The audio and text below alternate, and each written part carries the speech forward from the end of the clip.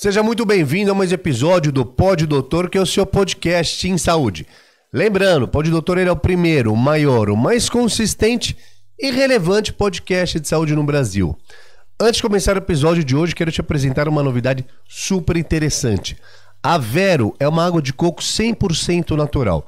Ou seja, além de não ter adição de açúcar e não levar nenhum tipo de conservante, também não é pasteurizada. A tecnologia da Vero Coco, ela congela a água de forma rápida e com isso preserva todo o sabor e nutriente da água de coco de verdade. Insira hábitos saudáveis em sua rotina, consuma Vero Coco diariamente e vivencie os benefícios de uma vida pró-saúde. Não perca tempo, usando o cupom PODDOUTOR, você garante 15% de desconto na sua primeira compra. Acesse www.verococo.com.br ou escaneie o QR Code.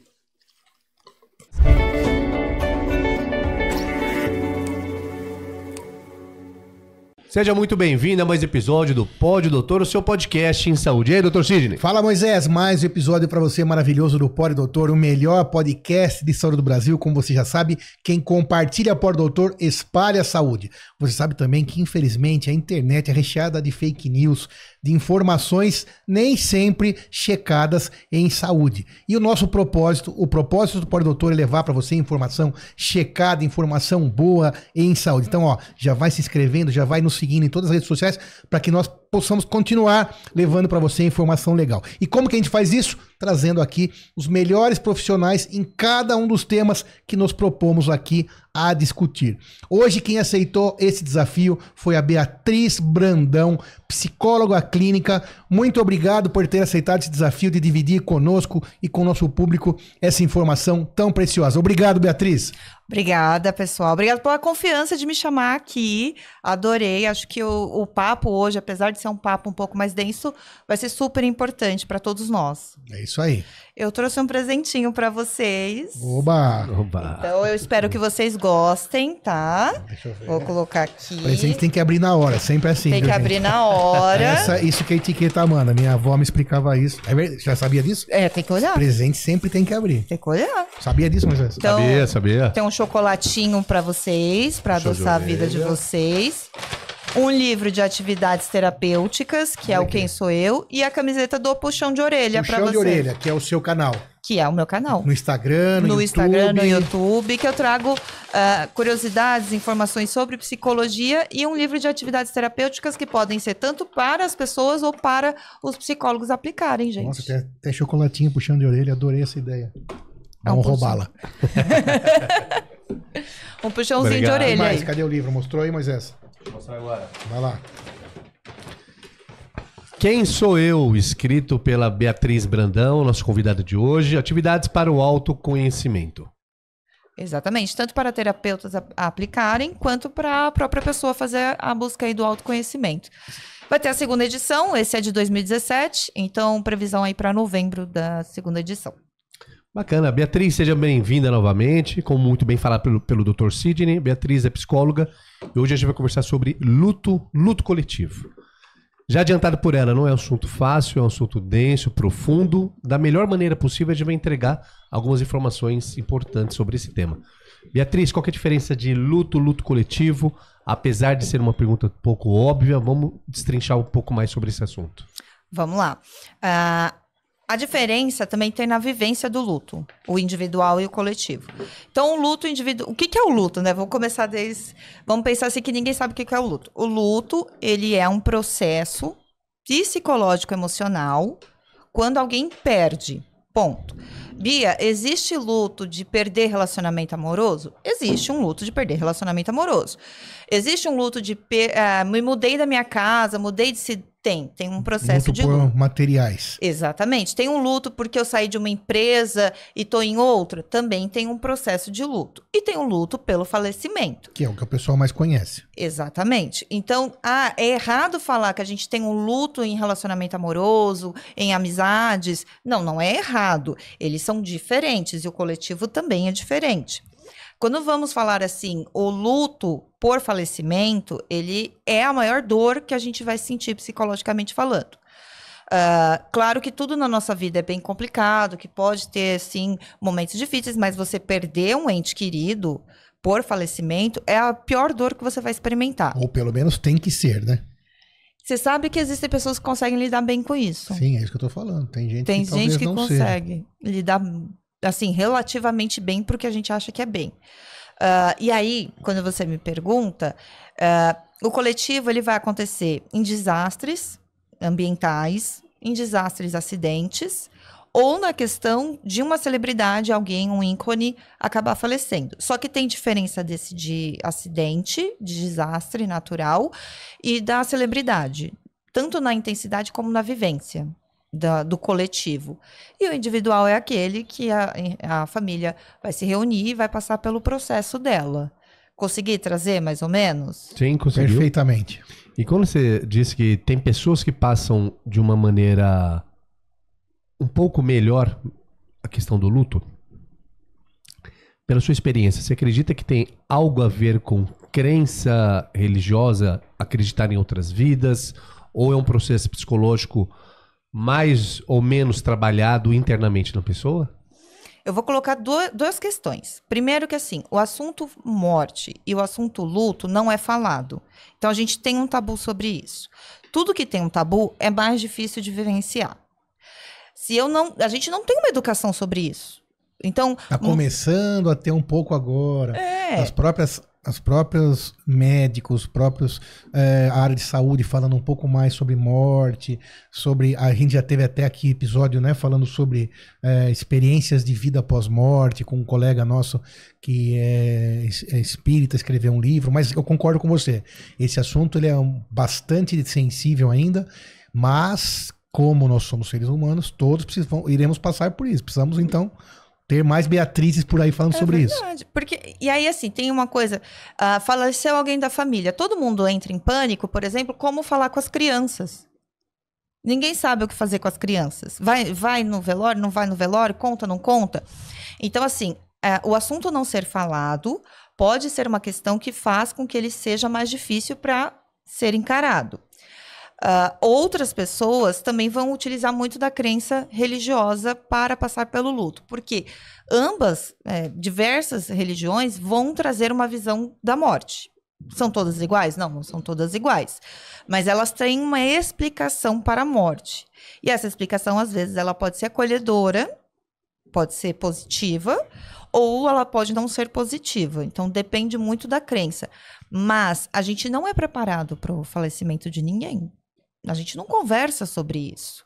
Tanto que alguém falece, a gente não sabe se a pessoa quer ser enterrada, se ela quer ser cremada, o que é para fazer, o que não é para fazer.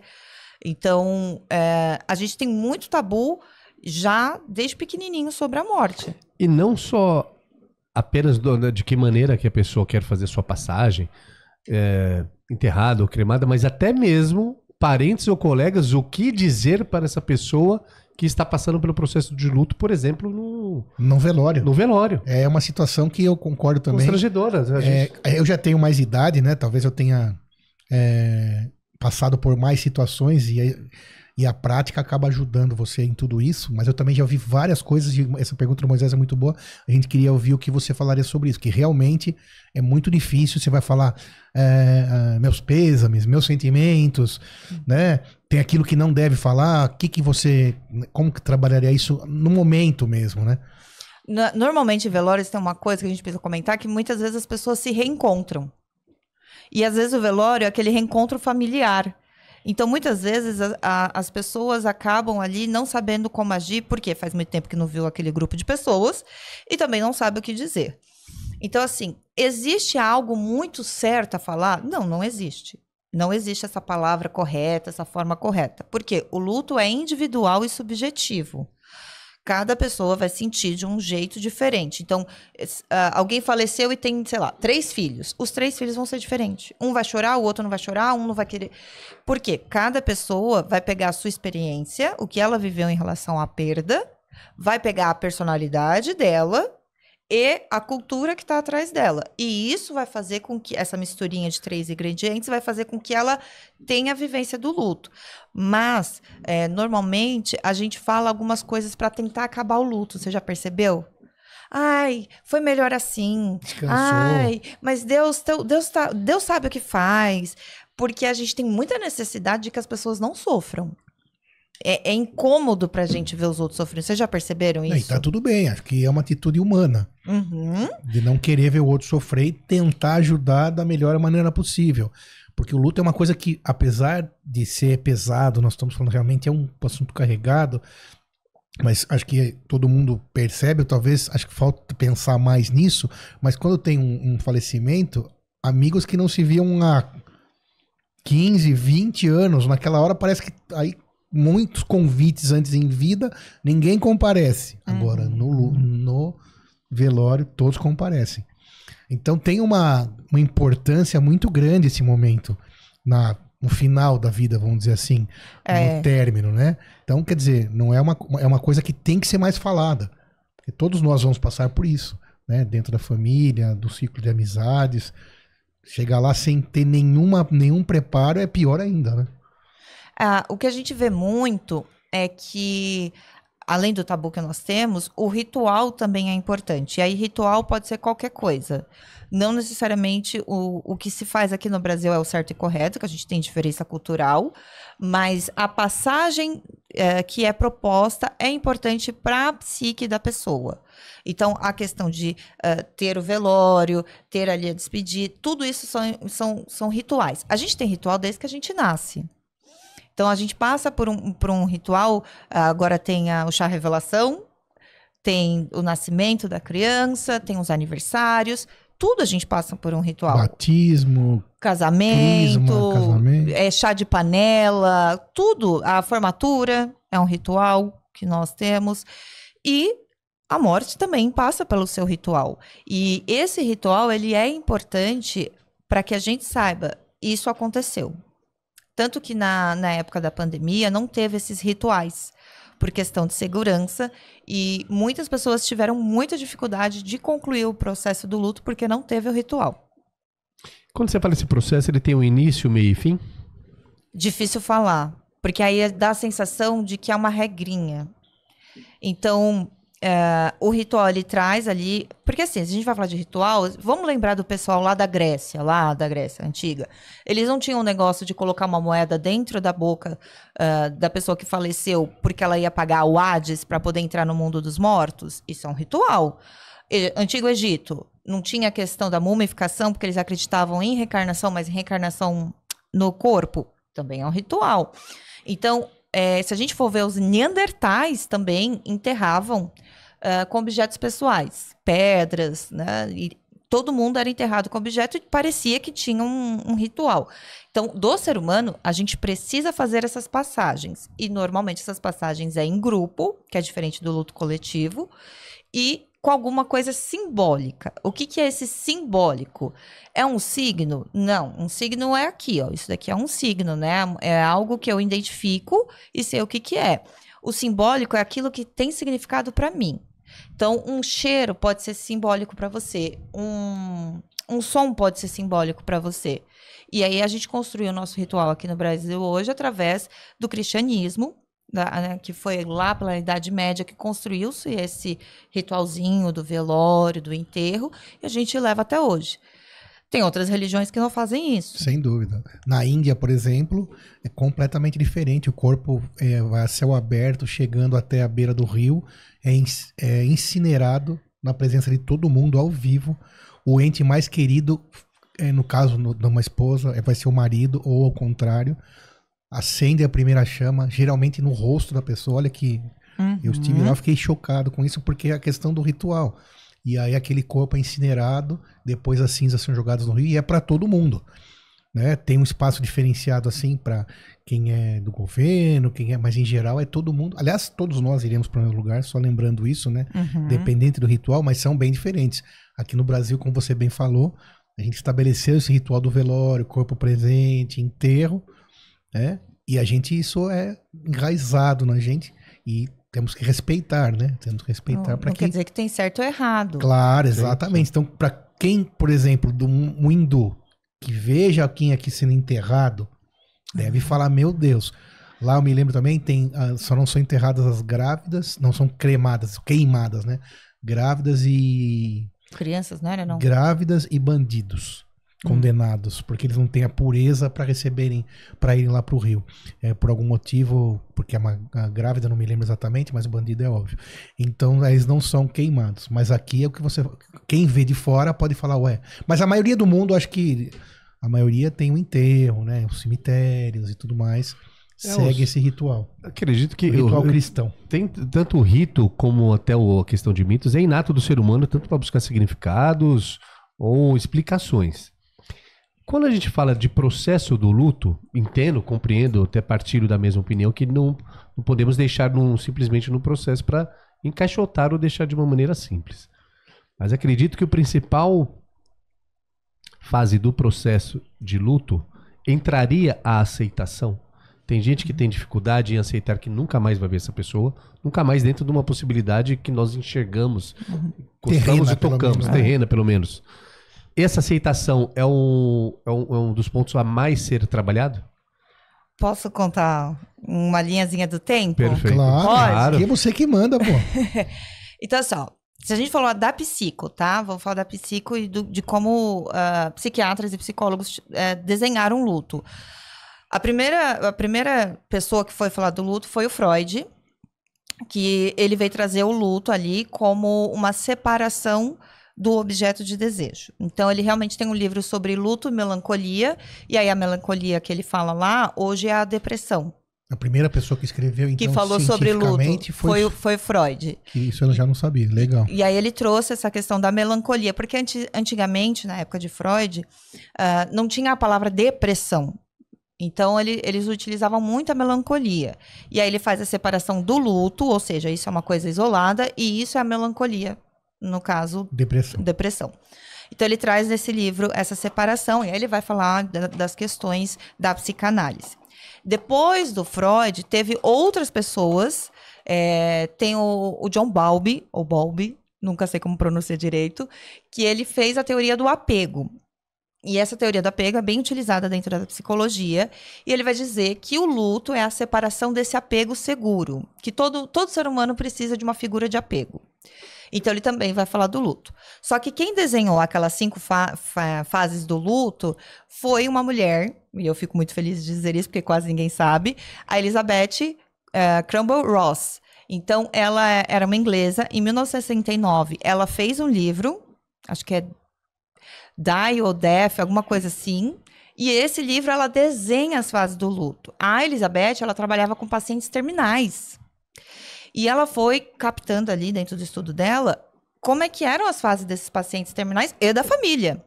E foi aí que a Elizabeth falou, olha, então eu vou colocar aqui, na minha observação do meu estudo de caso, que nós temos a negação.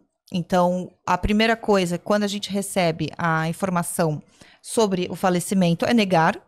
Então, isso não aconteceu. Ou sobre qualquer outro tipo de luto, igual você tinha falado, não é possível. Seu carro. Não, nega. Não tá acontecendo. Então, o impulso não é tá tudo bem. Não, o impulso não está acontecendo isso não é verdade. Então, a negação, ela vem. A negação, Bia, ela fica só na primeira fase? Então, existem pessoas que criticam que essa faixa é linear. E ela não é, na verdade. Mas a gente tá falando de 69 também. Então, existem outras pessoas que vão trazendo outras informações. Então, tem a negação. Depois da negação, vem a raiva. Aí, gente, é raiva de tudo. É raiva de Deus, raiva do universo, raiva do acontecimento, raiva da pessoa, raiva de tudo.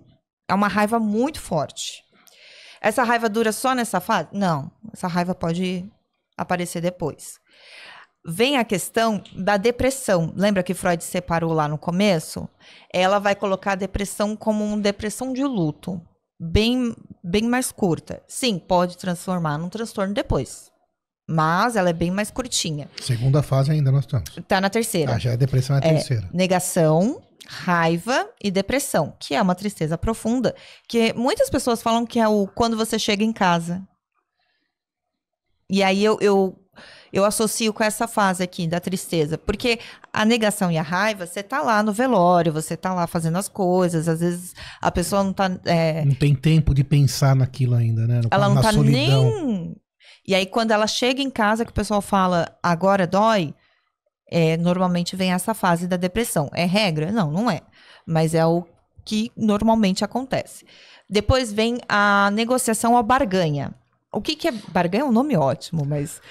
o que é? É quando a gente começa assim, mas Deus sabe o que faz, né? Mas já estava na hora. Mas também, quem sabe, não era a hora dela.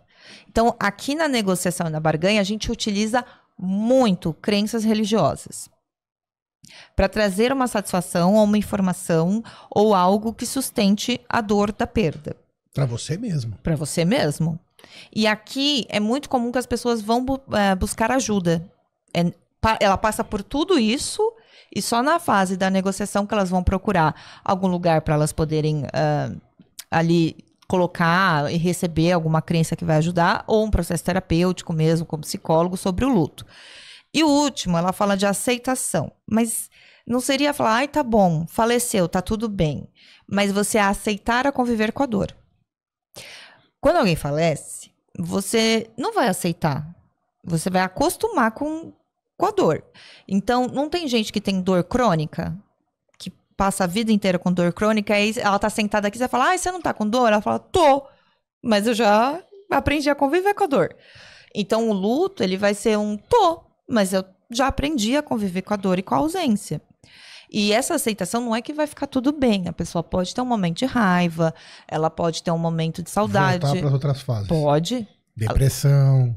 Ela pode voltar para negação. E tudo mais, até para negação. Pode voltar para negação, lá para o primeiro. Fica flutuando. E tem um tempo, eu sei que é uma pergunta muito estranha, mas imagino que você vai responder já. Mas qual seria o tempo entre essas fases? Então, faleceu lá um ente querido, tá no velório, que você falou, o exemplo, né? Não é possível, que coisa horrível, Deus não existe. Aí depois chega em casa, vê o telefone tocar e era pra pessoa, vem a depressão, e aí tenta a barganha. Mas existe um prazo para tudo isso? É muito difícil falar, porque depende muito, por exemplo, do tipo de morte. Então, isso também vai influenciar no luto. Então, muito. Então, assim, morte de alguém que vem de um processo de doença é diferente de um acidente. Ou morte de um filho. Exato. E a questão da idade também. Essa questão da idade. Se é uma criança, se é um idoso, se é um jovem, isso faz muita diferença no entendimento do luto.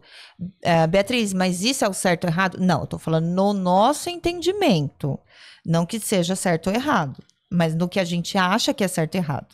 Então, por exemplo, a gente teve o falecimento do Silvio Santos. O Silvio Santos viveu 93 anos.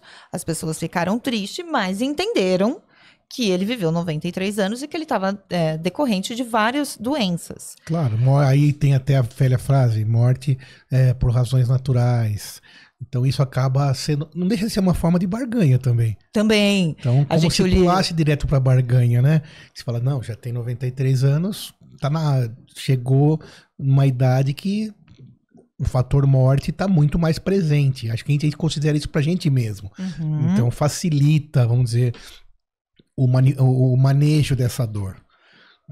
Mas eu fico pensando, não é porque a gente já aprendeu que pessoas mais velhas ou pessoas doentes podem morrer?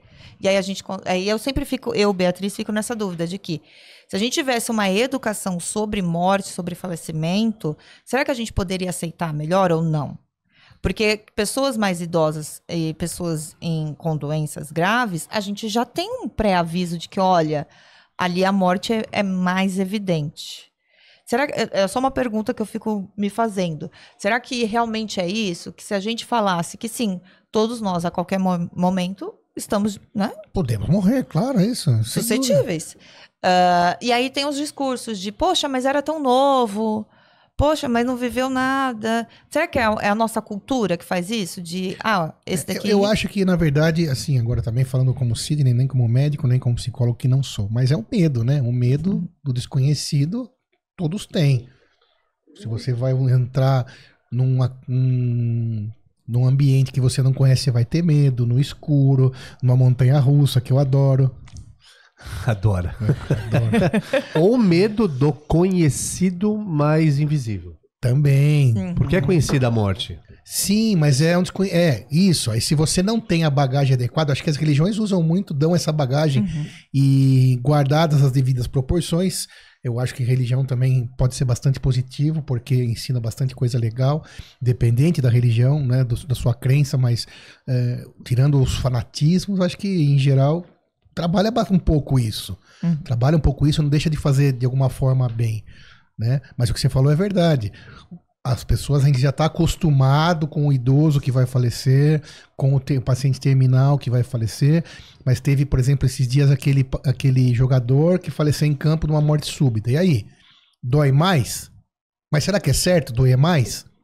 É complicadíssimo esse assunto, porque ele merecia mais que o Silvio Santos, por exemplo, mais dor?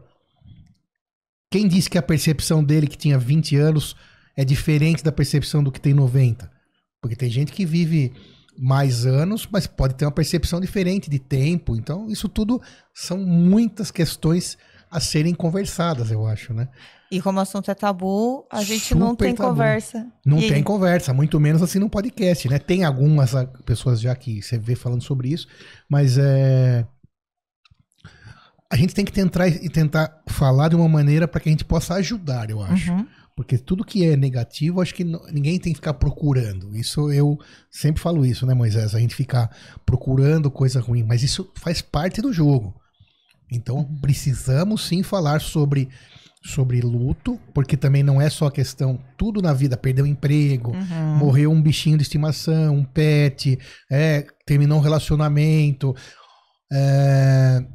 um bem material, um filho saiu de casa, tudo pode ser erro.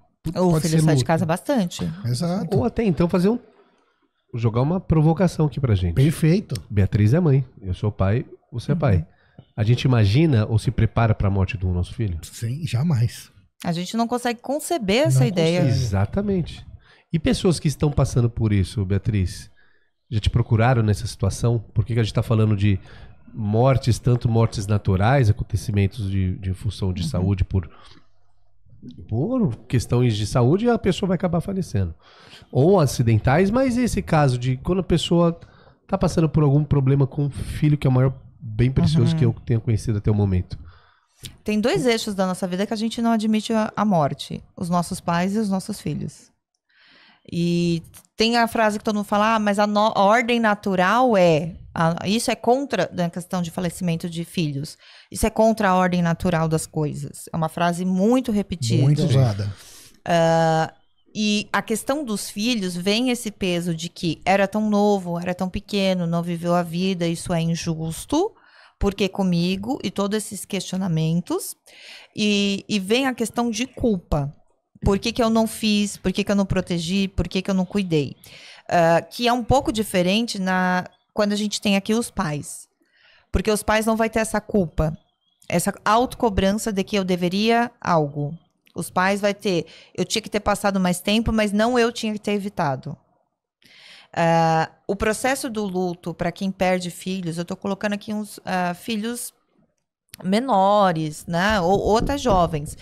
Ele consegue ser um processo menos justificável, porque tem todas essas perguntas que eu tive. Por que comigo? Por que me tiraram? Por que tá contra a ordem natural das coisas? Eu não fiz, o que eu fiz pro universo, o que eu fiz para Deus. É como se fosse uma punição. Exato. Onde eu errei, o que eu poderia ter feito. E, na verdade, essa busca também do o que eu poderia ter feito é muito perigosa. Porque, na grande maioria das vezes, você fez o melhor possível. Na grande maioria das vezes. Ninguém vai brincar com uma coisa tão séria.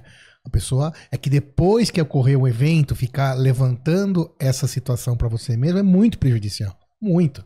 O que eu poderia ter feito? Poxa, será que não existe isso? Não tem o que você poderia ter feito. Não existe o que você poderia ter feito. Você fez o melhor possível, né? Dentro das tuas possibilidades mentais, materiais, etc. Então, acho que isso não é legal. Você pensar o que eu poderia ter feito para aquela pessoa não ter falecido tão cedo, ou aquele acidente, o nome, acidente, né? Uhum. Exceto crimes, mas mesmo crimes também, como evitar, né? Não é tão simples, então essa pergunta atrapalha muito, acho, no amadurecimento do luto. Porque daí a pessoa fica remoendo essa as fases anteriores até não chegar, para não chegar na fase de aceitação. Agora, no fundo, pelo que eu entendi, o luto ele é eterno, né? Ele é eterno. A dorzinha é eterna. Vou falar pra vocês. Vou trazer um caso pessoal pra vocês. Claro. Que normalmente eu não uso caso de pacientes, porque como eu não perguntei antes, eu não me sinto à vontade de falar deles. Então eu pego minha família, pode ser, gente? Claro. E sem falar nomes também, pode falar do paciente se você quiser. A minha mãe teve um falecimento da mãe dela quando ela tinha 11 anos, tá? A minha mãe tem 75 anos. Lógico que quando ela fala bem melhor do que alguns anos atrás. Mas fala até hoje. E dependendo do contexto do que ela vai falar da mãe dela, então pensem nisso. Mais de 60 anos a pessoa está vivendo este luto. Você vê que ela começa a se emocionar. Claro. Vem um chorinho ali. Claro, ela entende tudo, né? Foi um falecimento por doença, não tinha muito, né? Porém, contudo, todavia, dependendo do contexto, ainda tem uma dorzinha. Então, eu falar que 100% você tá tudo bem com alguém que faleceu, que você amava muito, eu não acho que seja possível.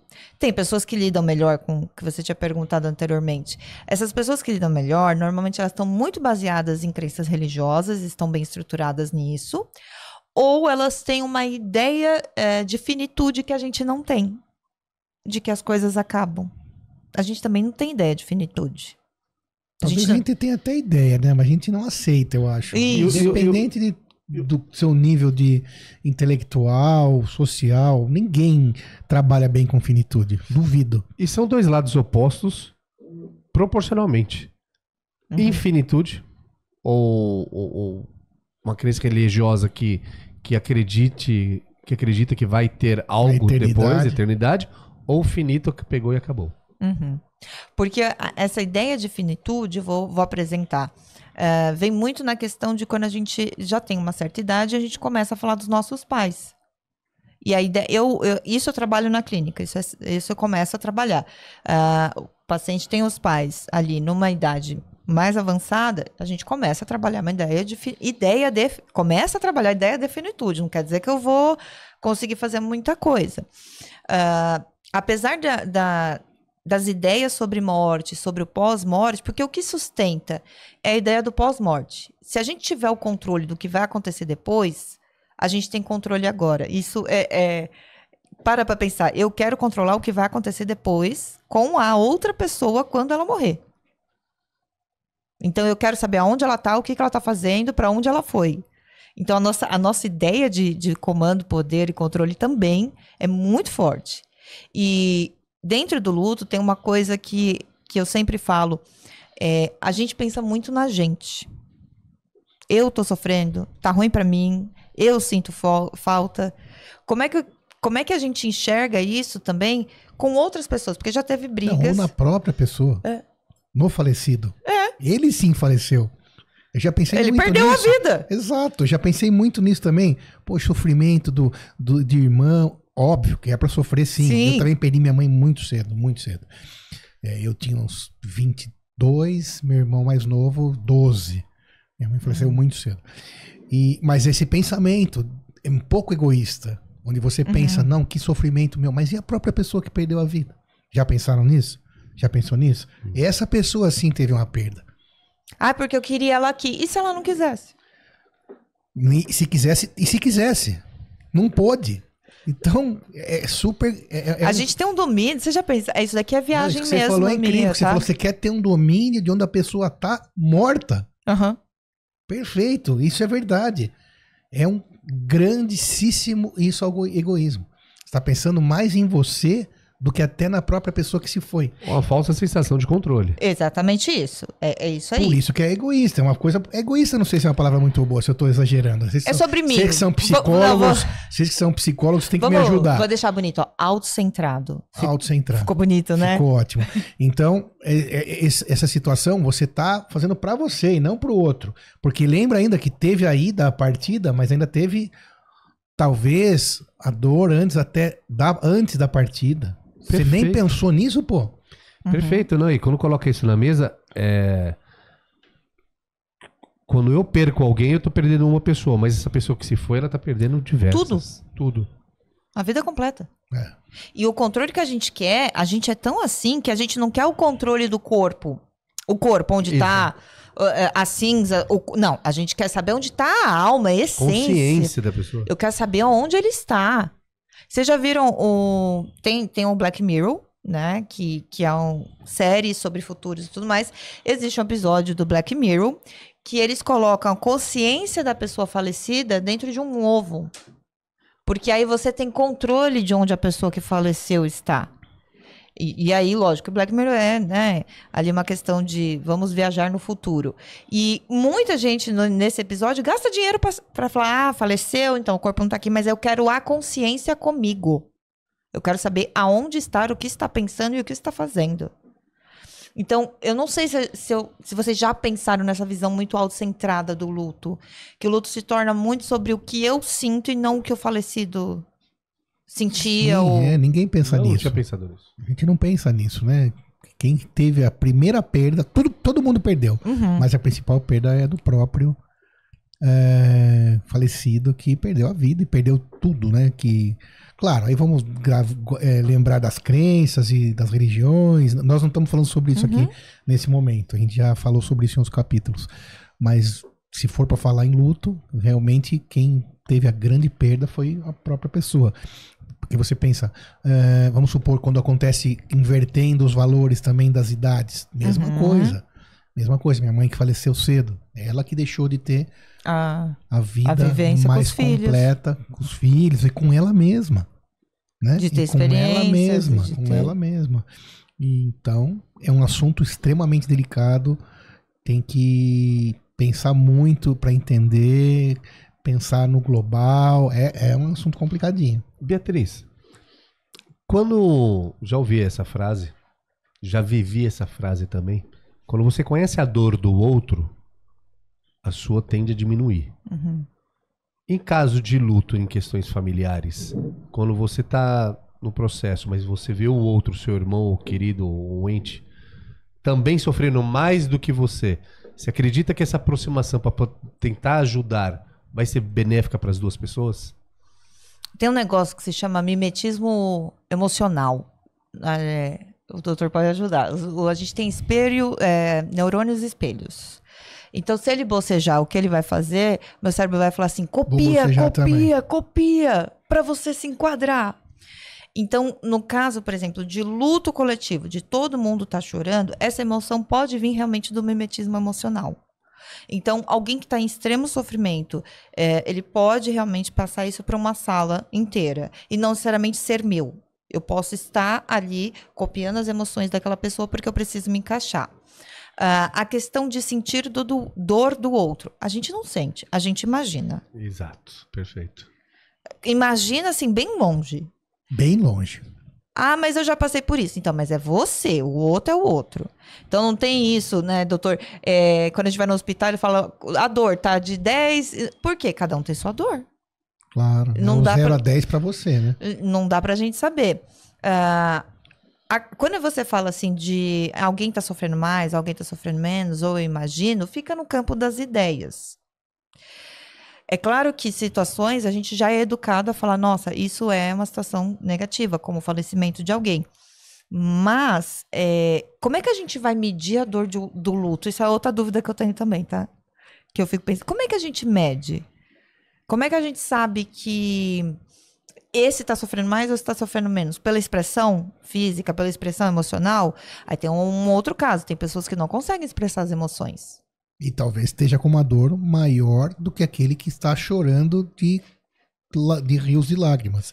porque cada um se expressa de um jeito, raças se expressam de jeitos diferentes. Exatamente. Então você vê, orientais são muito mais resistentes à dor do que ocidentais, e mesmo para doenças graves, e para o luto provavelmente também. Isso que você falou é super difícil.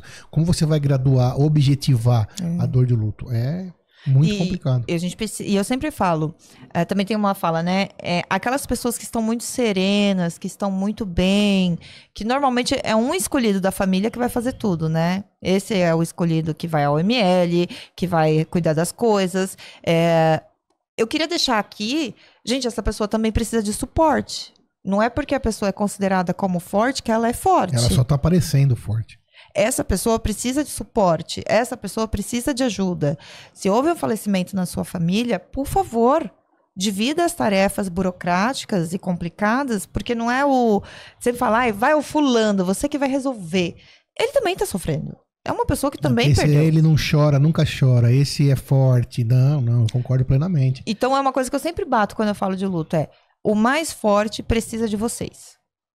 Porque ele tá concentrando aquilo, porque ele tá naquele papel de salvador, naquele papel de resolve casca tudo. Grossa, né? Que é só a casca mesmo, nesse momento, né? E o luto dessa pessoa demora mais.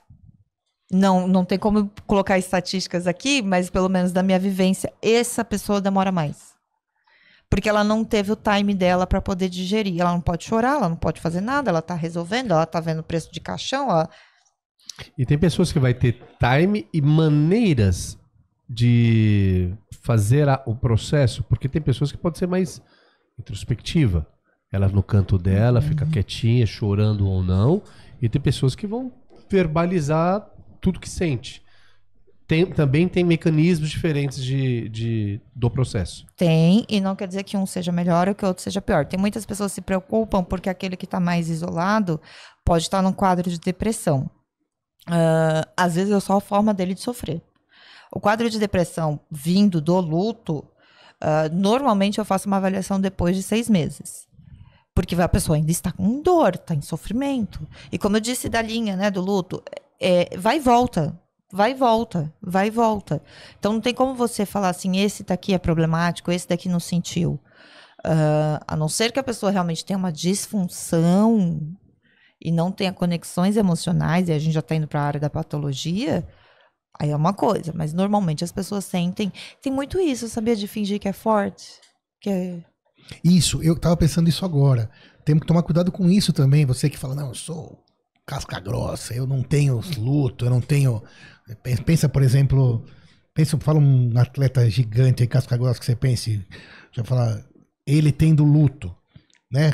Talvez ele pense que não combine com ele, fica nessa fantasia, nessa máscara, mas, gente, todos nós temos o mesmo cérebro, as mesmas conexões. Claro, muda muito caráter, sentimentos, mas no fundo, o luto vai bater em todo mundo. Uma perda de um ente querido é um momento que todos nós teremos uma reação parecida, não importa o ritual, porque lá dentro da gente, biologicamente, você sabe que não foi legal aquilo. Então, tem que sair dessa casca e aproveitar, respeitar aquele momento e saber que vai sofrer um pouco. Acho que segurar isso é pior ainda, daí que nunca sara, né? Isso que é chegar, doutor Sidney. Isso que é chegar, Beatriz. Tem pessoas que não passaram pelo processo do luto e passam uma vida, ou quais os sintomas, ou quais as consequências ou os sinais que essa pessoa não conseguiu trabalhar o luto. A ocultação das emoções em relação ao luto, uma fala robótica sobre o acontecimento. Então eu tô te contando, sei lá, sobre o falecimento do meu pai aqui, como se eu estivesse falando para vocês de bolsas, sem nenhuma emoção. Isso não é sinal de que o luto está elaborado. É sinal de que o luto está mal elaborado. A questão de tentar automatizar e fazer tudo muito rápido. Então a pessoa, ela... se desfaz muito rápido das coisas, quer fechar logo o inventário, ela quer que aquilo suma da vida dela. Isso é um luto mal elaborado. E as pessoas acham que é um luto muito bem elaborado. Ah, mas ele ficou com a roupa durante 1 ano. Talvez esse está indo mais tranquilo do que esse que não quis lidar. Tudo que remete, eu não quero falar, eu não quero lidar, ou eu falo e te mostro, né, toda a minha rigidez emocional, é um luto mal elaborado. Mostra a mente, né? Aí você fala, nossa, tá boa, né? Não chorou, Não chorou, tá bom, né? Não, é ao contrário. Então, minha fala é muito robótica, eu te conto o caso como se eu estivesse falando qualquer outra coisa. Eu me livro muito rápido das coisas. Eu trato do assunto até com uma defensiva. E algumas pessoas ficam agressivas. Isso quando toca o assunto. Mas e a repercussão na vida dessa pessoa? Olha, eu falo que a conta vai chegar. A conta vai chegar com um transtorno de ansiedade generalizada, com um transtorno depressivo, vai chegar. Bia, é sempre um transtorno? Não é sempre, mas, cara, o caminho vai levando para isso. Eu acho que é quase sempre. É quase sempre. Vai levando. Se a pessoa deixar, não pensar, não ter essa visão de evoluir nessa questão de cuidar do luto, vai deixar uma cicatriz bem pesada. Porque, no fundo, no meu entendimento, aí você me corrija, o luto é para sempre. Uhum. Você não vai nunca aceitar 100%, esquecer 100% quando você tem uma perda próxima. Então é para sempre. Isso ainda você pode chamar de luto? Pode, porque aí você vai para a fase da aceitação. Eu aprendi a conviver com a dor. Mesmo que ela dure, como você falou da tua mãe, ela durou 60 anos. E vai durar mais sei lá quantos, mas ela já dura e sua mãe fala, ainda vem lágrima no olho, né? Exatamente. Isso não quer dizer que ela não elaborou. Isso quer dizer que ela... Tá no processo natural. Isso. Então, quanto mais essa postura de tá tudo bem, aconteceu, a vida é assim mesmo, ela está afastando emocionalmente todo o contato com a dor do luto. E não é a barganha, essa é diferente. Essa é isso mesmo, bem rígido, sabe? Até defensiva mesmo. Então você percebe que ali você não consegue... É um disfarce, né? É um disfarce. E, na verdade, guardadas as devidas proporções e voltando para a realidade, a vida vai continuar para você, né? Uhum. E você vai ter família para cuidar, você vai ter entes queridos para cuidar e, de alguma forma, vai ter que tocar o barco da melhor maneira possível. Então, tudo isso que a gente está falando é muito importante, porque se ficar essa mágoa, se ficar essa não aceitação, que vai uma hora virar doença, seja ela evidente ou disfarçada, vai afetar muito a vida da pessoa a longo prazo. Vai. A ponto de atrapalhar toda a família, toda a vivência, né? Dela ficar paralisada. Dela ficar paralisada. Uma coisa também, pra gente aqui, outra coisa que eu pensei. Não sei se você vai conseguir me responder. Você acha que às vezes uma perda, portanto um luto, muito expressivo, como perder uma mãe cedo ou perder, infelizmente, uma criança, você acha que isso pode transformar, mudar muito os valores, o caráter de um adulto? Pode.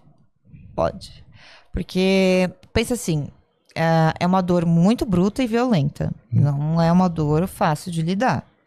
E isso mexe com os seus valores mesmo. E valores que eu digo valor de o que é importante, o que é relevante, o que eu quero, o que eu não quero na minha vida. Porque você tem a sensação da finitude, você começa a pensar sobre a sua própria vida. E mas eu me importava tanto com isso, a minha mãe faleceu e não adiantou de nada. Porque eu brigava por isso, sabe? E aí fulano morreu também, pra que eu fiz isso? Ele muda a sua visão de vida com coisas que você tinha como muito certo.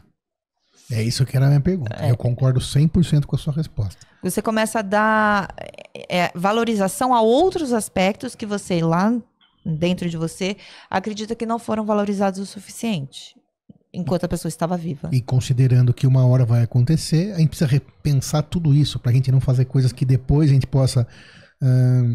se arrepender, vamos dizer assim, né? Já que esse é o assunto, né? Que custa então você, pra gente finalizando, deixar que também mais uma vez cai no egoísmo, deixar esse egoísmo de lado e pensar nesse coletivo, pensar que aquilo que você está fazendo, quando a pessoa se for, você pode se arrepender. Então, cuide bem das pessoas que estão ao seu redor, da sua família, dos seus pais, etc., para que você não tenha esse pensamento que será para sempre, né?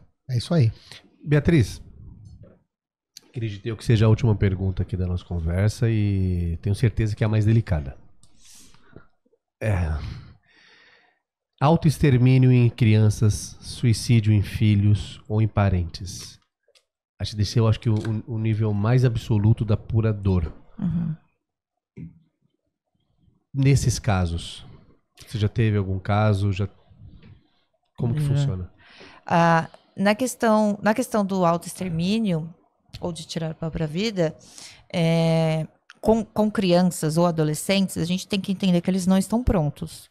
Biologicamente e quimicamente, eles não estão prontos e o impulso é muito forte.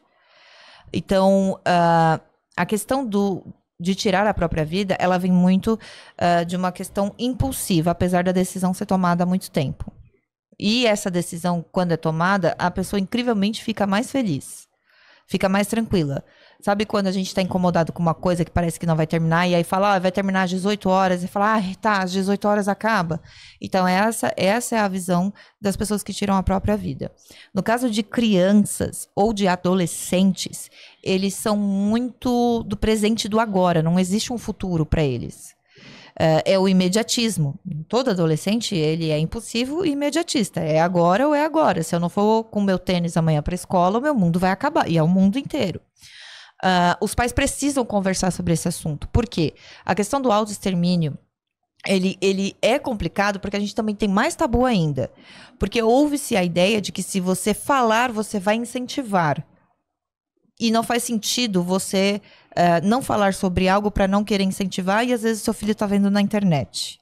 Ele tem que ter confiança em você, não no youtuber, no tiktoker. Vocês têm que conversar sobre isso.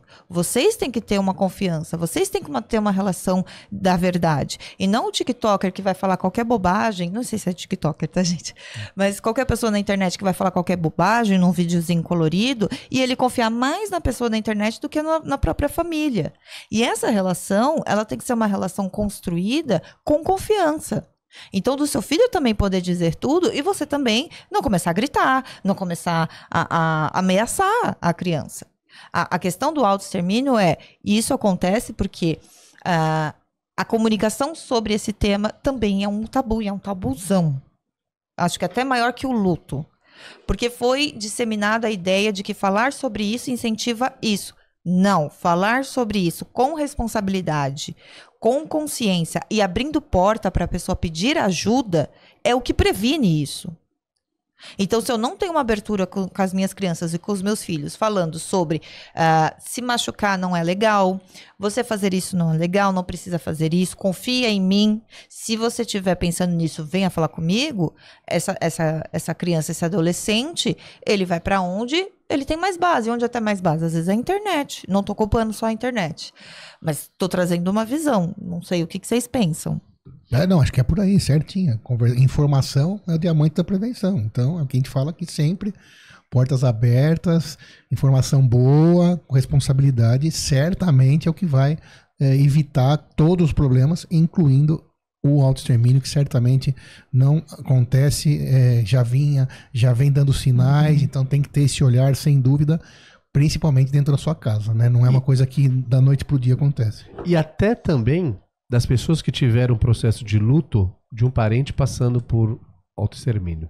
O processo de luto estudado pela Elizabeth em 60 e poucos, ele não sei se considerou esse, não sei se está tendo pessoas debruçadas no assunto para poder colocar na mesa e falar, existe, e o luto é diferente, a aceitação acho que nunca vai vir.